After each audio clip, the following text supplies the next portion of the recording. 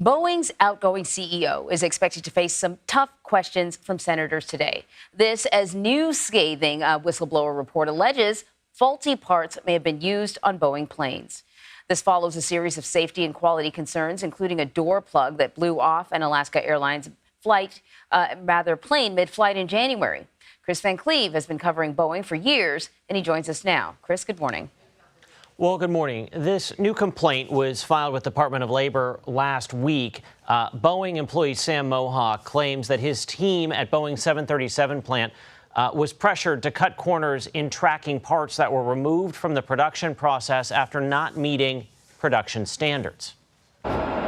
The new whistleblower complaint alleges when Boeing restarted production of the 737 MAX after two deadly crashes in 2018 and 2019, there was a 300% increase in reports about parts that did not meet proper manufacturing standards. And while those parts were supposed to be removed from production and closely tracked, the 737 program was losing hundreds of non-conforming parts. The whistleblower, Sam Mohawk, feared that non-conforming parts were being installed on the 737s, and that could lead to a catastrophic event.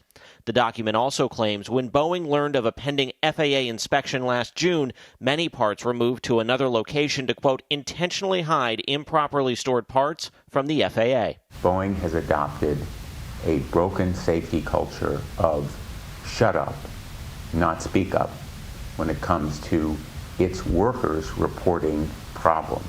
And that kind of retaliation is a recipe for disaster. Boeing's outgoing CEO David Calhoun is expected to answer questions on Capitol Hill today and take responsibility for the door panel that blew out on the Alaska Airlines flight in January. Calhoun is also expected to outline steps Boeing is taking to make improvements, including its new Safety and Quality Action Plan recently submitted to the FAA. Calhoun will tell senators Boeing's culture is, quote, far from perfect, but we are taking action and making progress. Calhoun will leave his post by the end of the year when a new CEO is named. Boeing says in response to that whistleblower comment that it is reviewing the complaint, but encourages its employees to come forward to ensure safety. Anne-Marie and Vlad.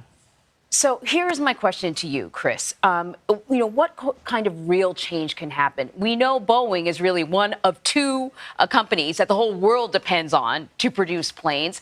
And as you know, at this point, Boeing has outsourced a good chunk of what it does. It's engineering, a lot of its manufacturing. It's done by a series of, I guess, business partners or strategic partners. What can really come out of these hearings that will lead to lasting change within Boeing? Well, I don't think you're going to see any sort of immediate change come out of this particular hearing. What's notable here is it's the first time Boeing's CEO David Calhoun has had to answer questions publicly about what's going on at Boeing, what happened in the January incident, and to explain what changes the company is in the process of making.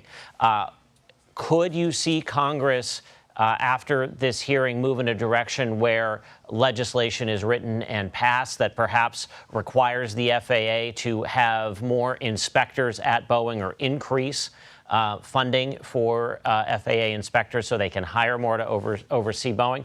That could happen. But a tangible change out of this hearing?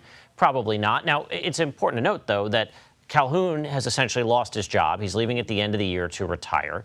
The head of Boeing Commercial Airplanes Division has been replaced, and the board chair at Boeing has been replaced. So there are changes that are happening there, but there were some substantial issues at Boeing that may take years to fully address.